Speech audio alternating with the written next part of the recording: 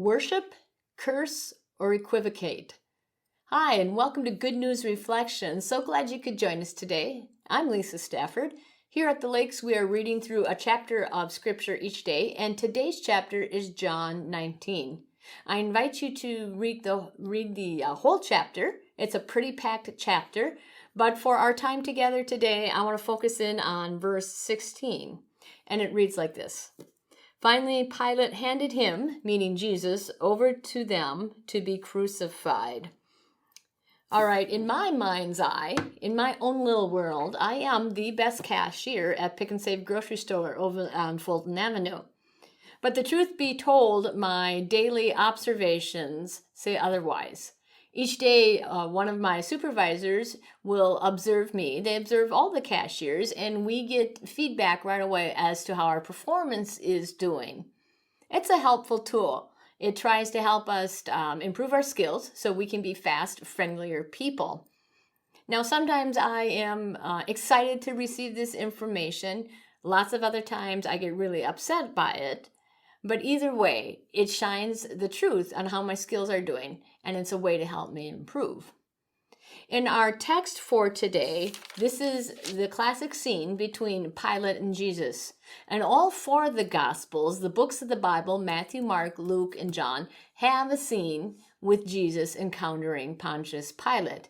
And each of those books has a different spin on this encounter, depending on who the writer was writing the text to. In John's account of Jesus and Pilate, it's a little more theological, a little more philosophical. John has spent the first 11 chapters of his book trying to define or show us who Jesus is, the truth of who Jesus is. Actually, John tries to prove to us that truth is more than knowing the right facts about Jesus. Truth is knowing Jesus himself.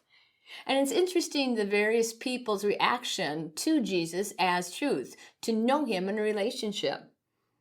Some people worship him when they encounter him, like Nicodemus or the woman at the well. Some people curse him when they come into relationship with him. Pretty much the Jewish crowds throughout the Gospel of John curse Jesus.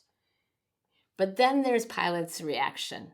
Pilate equivocates when he is faced with the truth about Jesus and who he is and having a relationship with him. Equivocate means to avoid committing oneself in what one says or does. And here in John 19, Pilate equivocates quite a bit. He doesn't want to have the responsibility of crucifying Jesus. He really wants to set him free. So Pilate equivocates. He makes non-commitment and throws the commitment on what to do to Jesus back to the Jewish crowds. Truth be told, there are many people who react like Pilate in our world today. When they hear about Jesus Christ, a lot of them don't worship or curse. They equivocate. They become non-committal in having a relationship with him. Following Jesus, they say, will upset my well-balanced, orderly life. Or following Jesus will make me kind of a hypocrite because they've had a negative experience with Christians.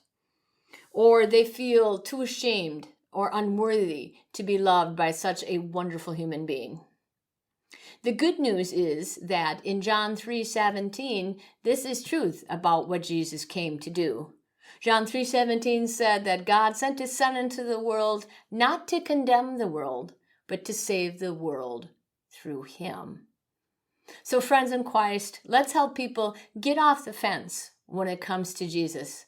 Let's get them off the fence and into the loving arms of Jesus, who came to love and save and to give them grace. Blessings on your day.